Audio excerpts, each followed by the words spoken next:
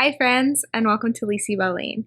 My name is Elise, and this is the space I'm creating for us to make, learn, and grow together. I am really excited that you're here with me today, and I want to bring a little bit more of a traditional knitting podcast. If you don't know what that is or what that looks like, then stay tuned. I'm going to show you. And if you are someone who watches a lot of knitting podcasts on YouTube, then you know what to expect, and this video is going to be a little bit more like that than like the content I have been creating over the past few weeks. Let's get into it.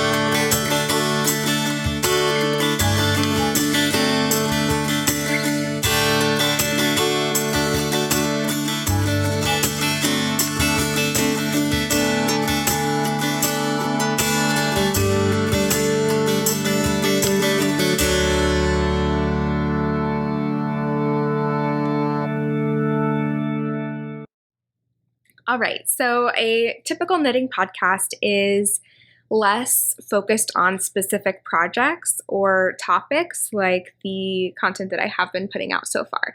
And I would really like for this channel to be a little bit of a mix of both.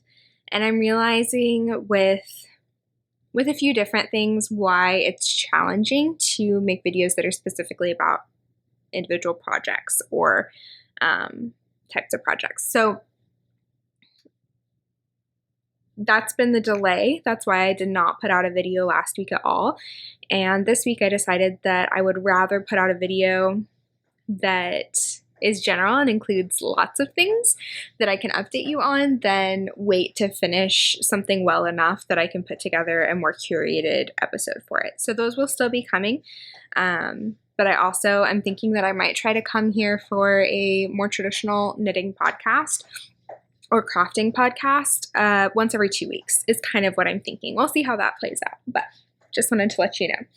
So a normal knitting podcast will start with finished objects. That's often abbreviated FO for finished object. And you might notice I'm wearing one. So bear with me while I show you how this looks. If I can get a good angle here. So this is my finished Vixen t-shirt. I was working on this in the works in progress overview video. And after that video, I don't know what it is, but I sort of just like picked it up and it got done really, really quickly. I love this t-shirt. I wish it was not called Vixen because that just feels like not really who I am, but everything else about it I think is great. It's got this like neckline that is not like super tight, but tight enough that it covers my bra straps, drop shoulder, and a short little t-shirty sleeve, and then lots of positive ease. And I just absolutely love this ruffle detail, which was not super complicated to work. So it's lightweight, it's soft, it's comfortable and easy, and I can really see this being a staple piece for me next summer. So it has started to cool off here in Oklahoma. Not enough, but we're getting there. And today is probably one of the last days that I could pull off wearing something like this, unless I'm going to be around the house. And just as a heads up, it is almost my cat's dinner time, so you will probably hear them screaming. I don't know what to do about that. I can't help it. One of the first times that I wore this top, I went to church on a Sunday actually, and we had an outdoor service that week, and it was super windy, and my hair is not really long enough to do much with when it gets really windy, and I don't carry hair ties anymore because of how short my hair is.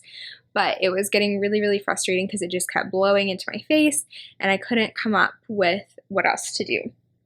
So, and no one I knew had a hair tie.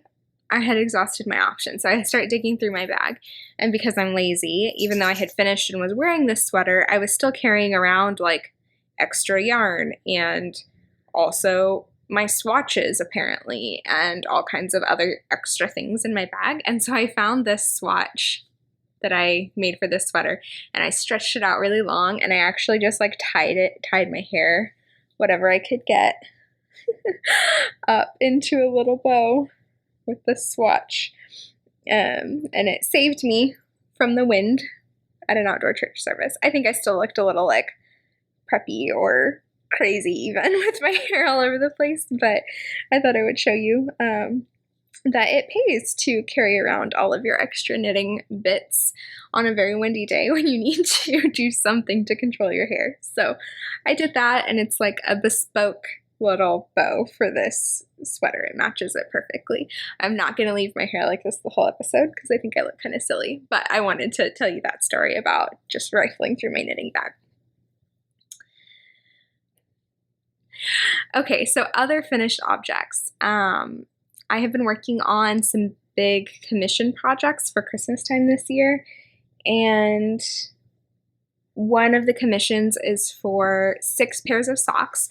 4 of them are DK weight, so they're thicker and cozier, and 2 of them are fingering weight, so more like a traditional thickness of sock. I have a few pairs of the DK weight to show you. So the first pair that I knit are these. The DK weight ones are all in Berroco Vintage DK, and I'm going to have to just put the names of the patterns on the screen because I did not prepare for this episode. So yeah, this pair has a, it's not quite garter. You only do the bump every 4 rows instead of every other row, and then this lovely cable up the side. It's got a heel flap and gusset, and I followed the pattern pretty exactly. This is for a women's size large, so I was aiming for a like 10-inch foot or so, and lots of stretch. So these are probably not as stretchy as the following pairs that I've made. I'm hopeful that this will work out, but I don't actually know the people in question. I don't know their actual shoe size. I just know a general large. The second pair is also a women's size large, and I have not woven in my ends, but the knitting is done. And so these are a ribbed sock, and I actually know these are the Tidepool socks by Sari Nordland. Hers, I think, are designed to have a lot more ease and be pretty slouchy house socks, and I wanted this to fit a little bit more closely than that, so I don't think I did it at as loose of a gauge, and I might have even eliminated a pattern repeat. I didn't really keep good notes, but these are very stretchy, and the cables and rib I feel like really come to life when it's stretched out, so hopefully that will be good. I did a heel flap and gusset on this pair as well, and I forgot to grab the third pair, so I'll be right back. All right, so the next pair of the DK weight socks, I believe these are called the Campfire socks. I do not remember the designer's name off the top of my head, and it's sort of a broken rib texture. The cats are going crazy. These are a men's size large, so I was going for like size 11 socks, and I still have them on my sock blockers because they were drying. Sock blockers are basically just some kind of sock-shaped item for drying hand knit socks on. And they're really not necessary because most socks you want to knit smaller than your actual foot size. So when you wear it on your foot, it stretches it out to the right shape anyway. However, the socks can look kind of like scrunched and funky if you don't block them on a sock blocker. And because these are commissions to be given as Christmas gifts, I really wanted them to have a nice professional finish. So I don't block my socks personally, but because these are commissions for gifts, they are blocked. And so this is just a really deep, cozy rib texture, and I love this color of blue. Isn't it lovely? So that's 3 of the 4 pairs done. And we're going to transition into the next segment of a traditional knitting podcast, which is, bump the table, which is works in progress. So these are the knitting objects that I am now working on. And you know, I have baskets full of knitting works in progress on my wall, and stashed in other places throughout my house. And I'm not pretending that they are not there. However, I'm only going to address knitting works in progress that I see myself actually picking up in the next 2 weeks is kind of the time frame I'm giving myself. So things I've finished in the past 2 weeks, been working on in the past 2 weeks, and might pick up again in the next 2 weeks is going to be my guidelines for what I'm going to talk about today. So the next one I want to share with you is the 4th pair of DK weight socks, which are these in this lovely purple color. These are women's size medium, so actually much smaller than the other 3 pairs that I've been doing, and they're going pretty quickly. So I'm knitting them concurrently, which I did with all 4 pairs, on 9-inch circular needles. And I'm doing a pretty fine gauge. I'm at a US 1.5, which is 2.5 millimeters. I'm a very loose knitter, and I wanted a nice solid gauge for these, so I'm happy with it. And I basically will just do one section at a time. So I knit both cuffs. Now I'm knitting this leg, and then before I move on, I'll knit the next leg, and then I'll turn the heel on both, and then continue. So I just started these yesterday. They're coming along really well so far, so that's really exciting. And these are to be given as gifts on December 8th. So I really want to get them done. And then the other commissions that I'm working hard on, which I'm not going to show them all to you today, I'm just going to show one as kind of an example, are Christmas stockings. So are you so excited for Christmas? I know it's way too early, but if you do any kind of crafting related to Christmas, you know that it's actually like not that early at all to be getting these done. So I have commissions this year for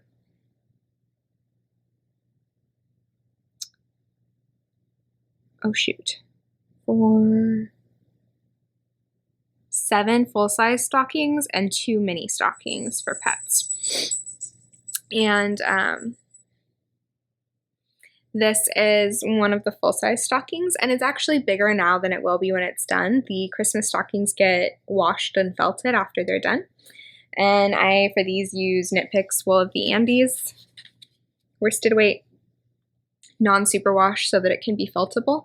And this is one of 2 that's going to my dear friend who's also named Elise, who lives in North Carolina. This is pretty easy for me to knit on because I've knit so many at this point that I basically have all of the charts memorized, and I basically designed this chart for myself. So this is something I can kind of just like pick up when I don't really want to think about what I'm doing. But I do have to pay a little bit of attention. It's not as mindless as just like pure stocking it. So after this, I only have one more full-size stocking to go. So this is the second to last full-size stocking, and then the 2 mini stockings.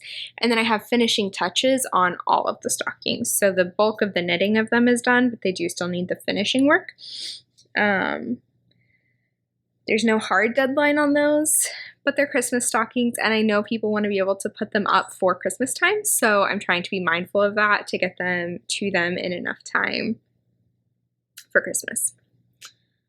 I do also have a commission for a queen-sized blanket, but it doesn't have a specific deadline, and if I'm being honest, I don't think I'll get to it in the next 2 weeks. I probably will get to it, at least start it before Christmas, but I need to get some of these with harder deadlines done first. And what should you do when you have a lot of deadlines? Should you sign up for another deadline knit? That's what I did. So I saw a test call go out for Vanessa Smith, and she's a designer, knitwear designer, and a test knit is before a knitting pattern is released for sale, a group of people will knit through it and look for errors, corrections, make sure that everything is working out the way that it's supposed to, and then also they'll have knitted samples that can be shown to demonstrate like what the pattern looks like on different body types and different colors with different modifications and things like that. So I've never done a test knit before, and obviously because it's in preparation for this pattern to be released, there's a deadline. And I saw the test call go out, and I applied, and was selected to participate. I think she kind of probably selected everyone who applied because it's a pretty big group, but it's really been lively and fun. There's a Discord server channel. I don't know what Discord is. I'm really bad at using it, but all of the testers are in there and we're all chatting about what yarn we're going to use and the process of swatching and sending in questions and things like that. Fortunately, the deadline for that is not until January 15th, and I originally signed up to do a cropped version of the sweater and with 3/4 length sleeves, and so if I'm short on time, I definitely can just like not knit a super big sweater.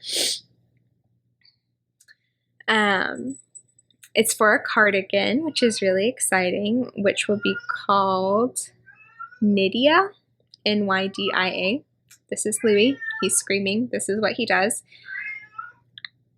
Honestly, I don't think if I stop to wait for him to stop screaming that I'll be able to resume anytime soon. So I'm just going to do my best to keep going and hope that y'all can bear with me over the cat screaming. So I really was hoping to use yarn that I already have in stash because I have quite a bit of yarn and I'm really trying to make an effort to not buy more yarn right now. But I wasn't able to get the recommended gauge.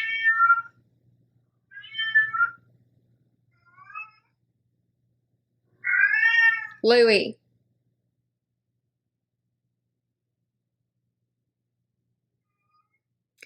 I wasn't able to get the recommended gauge, unfortunately, with any yarn that I already had. And so I started looking online and shopping around for different yarn. And there's this yarn that I would go to the yarn store and like cuddle it and look at it and cuddle it. And then I would put it back because of the price. And I would say, someday I'll come back for you. Someday I'll knit a sweater with this yarn. And I noticed at my local yarn shop that that yarn was actually on 50% off sale, but they were sold out of the color I had been dreaming of all of these years. So I frantically started looking around online because it seems like it's possible this color is being discontinued, or maybe the line of yarn is being discontinued. I'm not really sure because it was on sale multiple places, and I couldn't find very much of this color. Like, I maybe found 10 skeins for sale commercially online. And so I found another place that had it half off, but they only had 3 skeins, and I needed at least 5, like minimum, to make this cardigan. So I kept looking. I found a place that had 5 skeins, not on sale, and I bought it. Because I was like, I can't, if this yarn is discontinued and is going away, I'm going to be like heartbroken if I don't ever get to knit with it.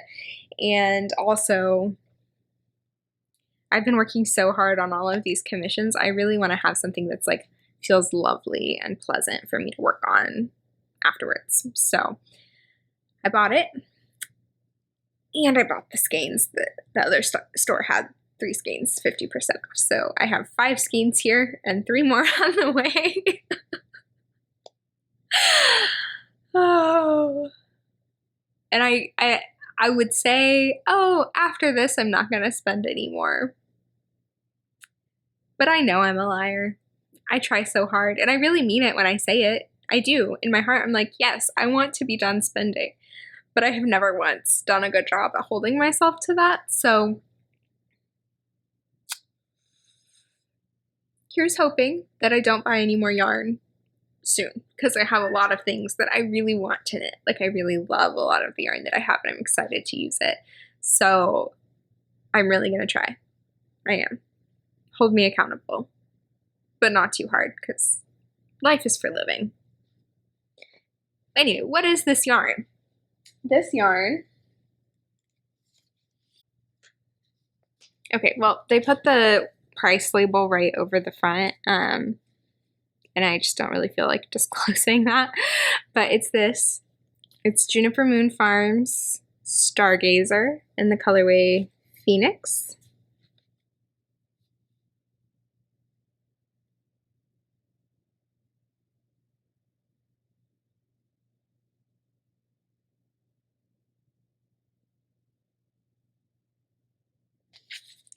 Juniper Moon Farms Stargazer Phoenix. And I'm not sure how well the color is going to come through because I've had a really hard time photographing it, but it's this like deliciously mauvey, pinky brown color. I think it looks, to my eye, it looks more brown than it is. In real life, it's a little bit more purpley. But any photo I've taken of this yarn, I've had to like manually adjust the color because it's just not reading properly.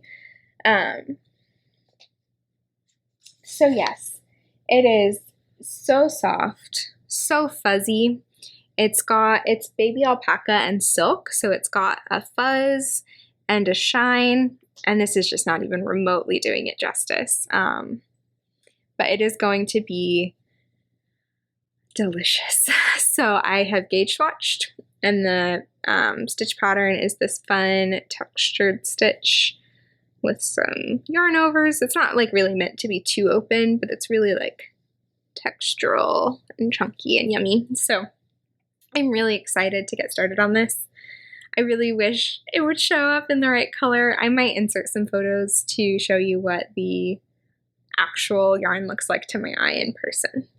That's the best I can do. So I've swatched, but I have not cast on for the cardigan yet. I am trying to get through, like I yesterday finished knitting the swatch, put it into soak, then started that 4th pair of DK weight commission socks, and I'm kind of thinking I might need to go a little further along on those before I cast on for the cardigan. But I'm having a little trouble with knitting, and I'll explain that more shortly. But that is all of my knitting works in progress for this episode. So now I'm going to move on to some other crafts, okay? Next up, spinning. So I have had this spin on my wheel for actual years now. I don't actually know if that's true. I've been sampling and planning for it for a really long time, like before the pandemic, so I guess it has to have at least been conceptually happening that long. But I really wanted to make my sister a sweater that has camel fiber in it. She is a missionary who, at the time when I started planning this, was based in Kenya, but now is based in the States. And so we've gone through a lot of iterations of swatching and planning and making decisions, and I'll go into that more in a like project overview episode. But this week I finished this massive spin that has taken me so long, and it doesn't look like that much yarn, but let me show you.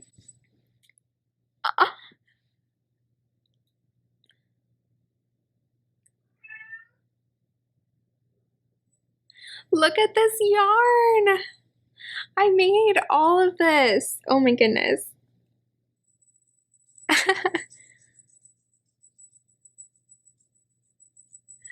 So this is 50% baby camel, 10% mulberry silk, and 40% natural gray merino sheep.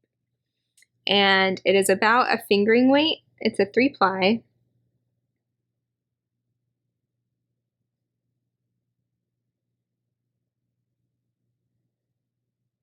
The autofocus isn't really being my friend. And I ended up with 5 skeins. They're all different sizes. I don't actually know what my yardage is, and we haven't picked a sweater pattern yet, but the bulk of the spinning is done, which was a huge trial. Huge. But it's done, and I feel really good about it, and I'm really excited to knit with this yarn. So I have it now, and this is, pat on the back. Kudos to me for finishing something I set out to do.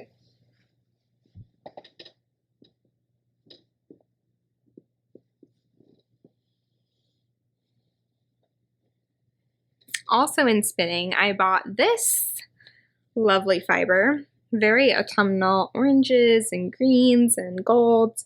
It is 50% merino, 25% silk, and 25% bamboo. It is in the colorway Olive from Alexandra, The Art of Yarn. And I bought this for myself when I was trying to get through the last of that spinning as a, if you finish, you get to just like do this as our treat with no pressure and no expectations. And it doesn't have to be anything in particular, just beautiful. So I probably am going to actually break into this tonight, which is part of why I wanted to come show you before I get started. So it's not technically a work in progress yet, but it will be potentially within the hour, depending on how much longer I'm recording. So that is all for spinning. Next, I want to talk a little bit about sewing / quilting, because I think that it's possible that I might pick this project up in the next 2 weeks, and that's the framework, right? So this will also have its own project overview video, but for now I just wanted to show you what I'm up to. And 2-3 weeks ago now, I got to take an English paper piecing class with my friend at our local quilt shop. And they let us come in and pick out all of our own fabrics, which I think we were there for an hour and a half or 2 hours, something crazy like that, picking fabric. And then we went and took the class, and it is so much fun and so addictive. And I was really like motivated to work on it.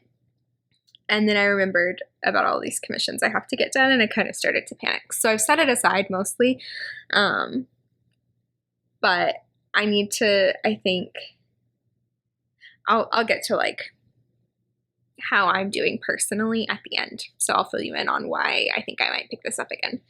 But here it is. So these are English paper pieced hexagons, which means that all of the fabric is wrapped around pieces of paper that you take out at the end when you're done with the project, which I have one I can show you live on TV. So we glue basted in the class, and once the hexagon is completely surrounded, you can take out the paper. So you just kind of like peel up the glued part.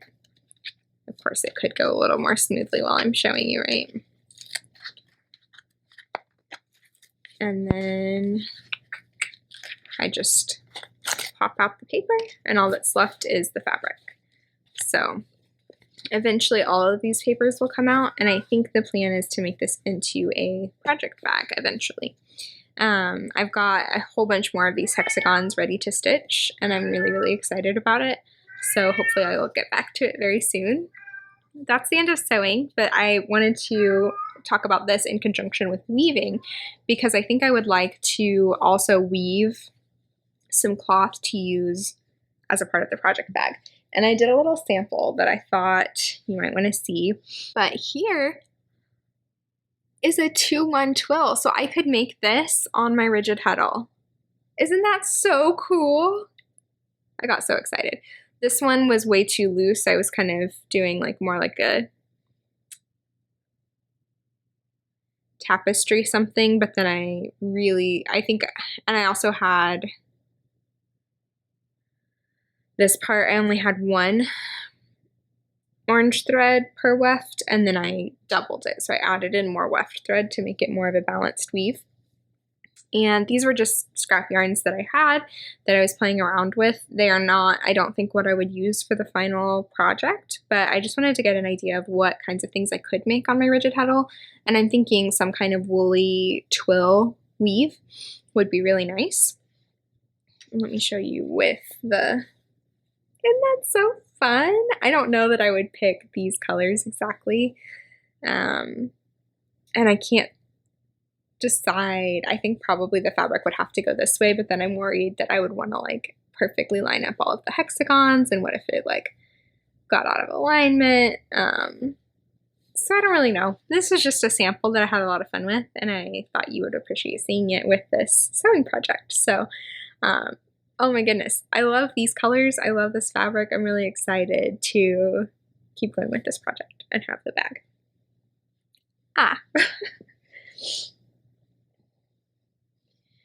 And then if you have been following along, you know that I am doing some weaving. I've been doing some sampling and preparing to weave with my hand spun yarn. And I actually did start weaving with the hand spun yarn. So I borrowed a Harrisville Designs lap loom from the same friend I took the quilting class with, and wove off a plain weave, I guess not off, it's still on the loom, plain weave bit of tapestry using my first ever hand spun yarn. So this predominantly yellow background with a little bit of mint, gray, and white fiber, which you can see some of the like strands back here. They're all like different thicknesses, and it's extremely dense yarn. I just wove it plain weave on this little tapestry, and then I took other bits of hand spun. So the tree, the brown part is alpaca yarn that I actually tried to weave with years ago, and it was so not structurally sound that under the tension of the loom, it just like fell apart. Like the yarn just like melted. So all I have left are like little pieces, but they were perfect for a little bit of embroidery. So I did some just like free-handed embroidery of this tree. No like particularly fancy stitches. I tried to like get this like wrapping look of the tree branches. And then I used some, I think it is merino silk nylon that I had spun very early days. These are all early hand spun for me. So the background is first hand spun, and then the other two are pretty early days hand spun. In fact, this alpaca was spindle spun. It was drop spindle spun. I had a wheel by the time I was doing what I've used for the leaves here. And I spun it white in natural form and then actually dyed it with onion skin. So that's how I got this like deep orange color. And I was working on this. I was working on the English paper piecing. I was working on all kinds of other things. And this is kind of shifting into the like, I guess, more personal. This is the last project I have to show you today. It's not done. I'm still going to add more things onto it, and it's part of the series that I'm planning of at least 2 or 3 tapestry pieces. So this is piece number 1. But as I was getting ready for the launch of the channel, I recorded a lot of content of myself making and creating. A little more situated to the camera, get comfy for talking about what's up.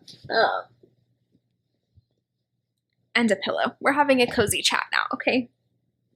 So I recorded a lot of content for the launch of the channel, which is really great. I've got a lot of things built up that I am excited to share with you, but I haven't finished them all. So I did some sewing toward the end of summer, garment sewing. And I filmed a lot of the process of making the garments. And then some things like the last hem on one piece, and even just ironing it so that I can show you the finished object on another piece, didn't get done. So I have like 98% of the video content for those project overviews, and I just need the time to complete the last 2%. But I don't just need time. I need time, energy, and ability. And a lot of things impact my energy and ability to film things like that. So it's really easy to film like a top-down shot of me knitting, but it's harder for me to find time to talk to the camera because I prefer to do that when I have the house to myself. I also prefer to do that when I've like showered and look a little bit presentable, and a lot of the time I'm not so showered and I'm living in my PJs, and that has more to do with my physical health at this point, but sometimes my mental health impacts it too, where I have days where it's really hard to get myself to take care of myself, and the version of me that's not taken care of isn't the version of me that I necessarily want to like turn the camera on and share. And that's not to say I don't ever want to be vulnerable about things, but like, I don't know. Do you want to be seen on your bad day where you didn't wash your hair and are wearing your PJs all day? Probably not. It's okay that I have those days. I'm okay with it. It just slows down my ability to finish some of the things that I've started for the channel. And that combined with the, oh my gosh, I have to finish these commissions feeling, has really put things on hold. So it's like, if I have a spare minute right now, I'm spending it on primarily commissions and deadline knitting, not to mention my like work and personal social life that also require time from me. I work partly from home, so there's always work that I could be doing, and have community that like sometimes need me, right? Like, I've got to show up for the people in my actual real life before I start digging out time to like record. Yeah, so it's like the days that I have the time, I may not have the energy or ability, and the days that I have the energy or ability, I end up being busy with other stuff. So this time of day is not ideal because it's dark outside, but honestly, we're going into winter and it's going to be dark outside most of the time. So I have set up some artificial light, which I can see glaring off of my glasses, and it's not what I would prefer, but I'm doing the best that I can. And once I get through these commissions, it'll be a lot easier for me to go back and revisit some of those projects that need to get done. But now it feels like one of them is like sewing a summer tank top, and it's mid-November. By the time I can get to it, it'll probably be January.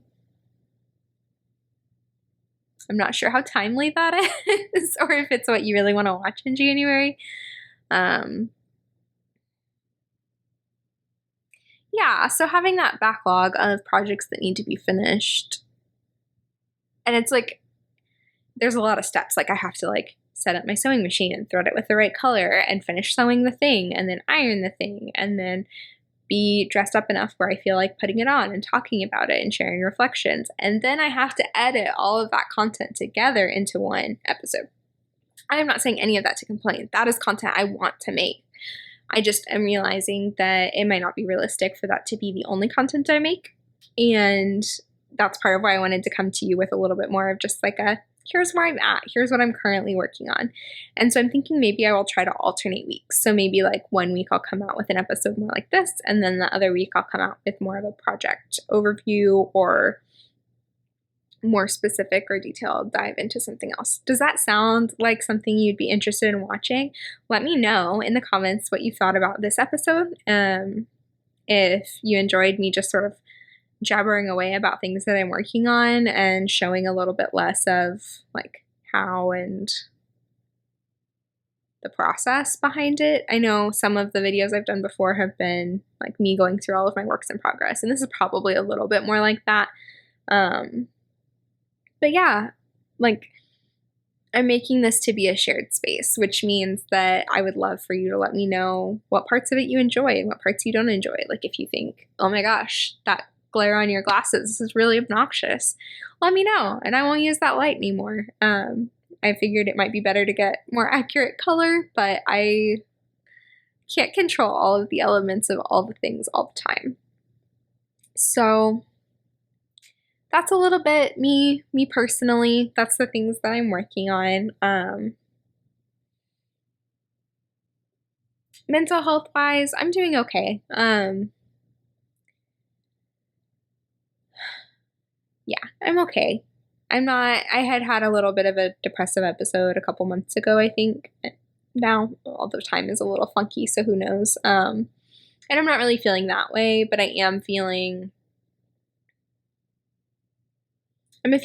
occasionally like the amount of work that I have set up for myself might not be sustainable in the long term is all. It's just that I'm still needing a lot of time to rest and recover after a day where I go out and work and see clients. And that's hard because I don't want to have to like step back from things that I want to do or that I want to do. But I'm kind of in this spot where it's like I'm often having to stay home or choose not to go to things so that I can rest, but I also am not feeling rested. So that feels a little bit frustrating. Like, if I'm going to stay home from things, I'd like to at least feel rested. Or if I'm not going to feel rested, I'd like to at least be able to do the things that I want to do. But I'm kind of in this like worst of both worlds situation. But it's not bad or unbearable. It's just like, I don't know, like I couldn't probably do this the rest of my life. The next few months I can do it. But either I'm going to have to like find more energy than what I have had recently, or I'm going to have to like make some more intentional changes with how I choose to spend my time. And that's okay. I'm not in a like rush to figure that out. It's just I'm noticing like, this might not be the right fit right now. And part of that is that I'm trying to make this content as well, because I'd like to find a way for the crafting and making that I do to be a bigger part of the way that I spend my time, because it's my favorite way to spend my time, along with, you know, being with people, and usually they can go together. So yeah, if you haven't, please subscribe, because that would help me to kind of grow this little project, and maybe grow it into something that might be more sustainable and might help me kind of figure out where I want to put my time and where I want to put the energy that I have. I love making. As you can tell, I'm like all over the place. I promise these are things that I've like very recently been working on, or very likely will work on soon. The only thing I have not actually like touched in the past 2 weeks is probably this bit with the weaving, but I probably will. So, hey friends, I wanted to pop in here and clarify something. I kept saying I may not be able to knit, or I might be working on this more. And the reason I was saying all of that, which I apparently never came back to, is that I had a muscle spasm in my back over this past week. And it seems to have been triggered by the repetitive movement of knitting and spinning and some of my other crafts. And so I was trying to think of things that I could work on that wouldn't trigger further pain in that muscle. So far, it's improving and been manageable, and I've still been able to knit, so that's been great. And I have no idea why I forgot to explain that when I was recording this a couple days ago.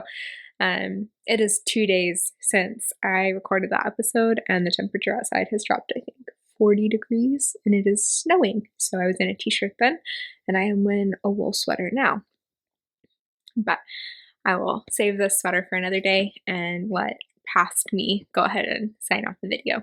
Oh, I am 13 minutes late feeding these cats their dinner, and I think they might have given up on me. They're both in my line of sight, sort of angrily pouting.